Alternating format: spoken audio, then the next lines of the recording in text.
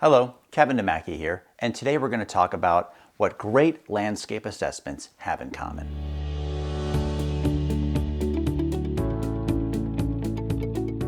This video is part of a new phase that we're entering here on this YouTube channel, where we're going to be focusing more and more on topics that relate to strategy. And our first topic that I want to talk about is landscape assessments. These come up all the time in our daily work.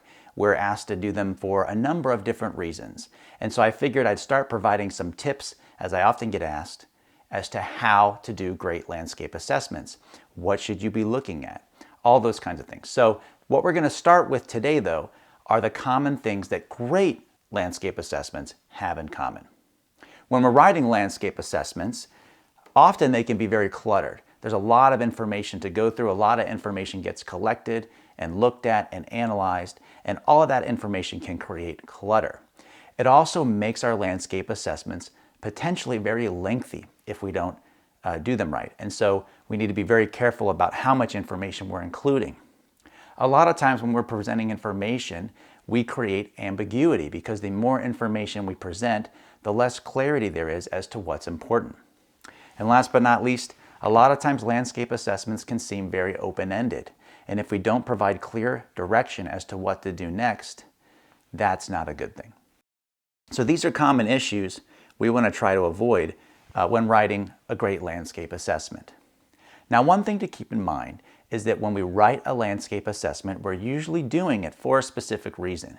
There's usually a business issue, challenge, or question that we're trying to answer. And that's the reason we've set about on the task. So examples of questions the business might have that would lead to doing a landscape assessment include things like, should we launch a line extension? And if so, what does that look like? Should we enter a new category? Maybe we have multiple categories we're choosing between, and we also want to decide which category we should enter. Maybe there's a competitor action that we're trying to understand, analyze, and figure out how we're going to defend against it. We may need to just diagnose an issue. There may be an issue we're trying to uncover, what the driver of the issue is and therefore what we should do. Maybe there's trends we want to capitalize on and we want to uncover that opportunity and take a closer look at it. These are just a few examples. You may have many other questions that come up over the course of running a business. But the point is that these kinds of questions are the reason why we write landscape assessments in the first place. Many times a brand manager will start answering these questions by doing some kind of category or competitive analysis. This is a very common thing to do, and it's not a bad thing to do. But when we do these kinds of analyses, we're usually looking at an overview of information like what's selling in the marketplace, how is it moving, and just really gathering all that information. The key word here is information. Usually these result in slide decks that are simply collections of information. And while that's good to understand, and sometimes you need to know those things, it's usually not enough if you want to write a great landscape assessment. Great landscape assessments are strategic. They provide direction for how to answer the question that's being asked of the business, and they help the team determine next steps. Really, it goes beyond information. Great landscape assessments include your thinking. Thinking is the key thing that you are delivering versus simply delivering a collection of information. So I want to direct you to the 3 things to think about when you look at your landscape assessment and you want to know if it's a great landscape assessment. Number 1, does your landscape assessment educate? This is the basic first step that most landscapes do. Chances are you're going to be able to check this box because that's usually where most analyses begin. But the second thing I want you to think of is focus. Does your landscape assessment focus the team or focus the audience on the most important information? What matters most in your analysis and what are the most important takeaways?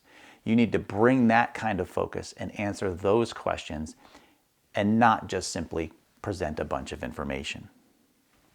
The third thing to think about, does it direct the team?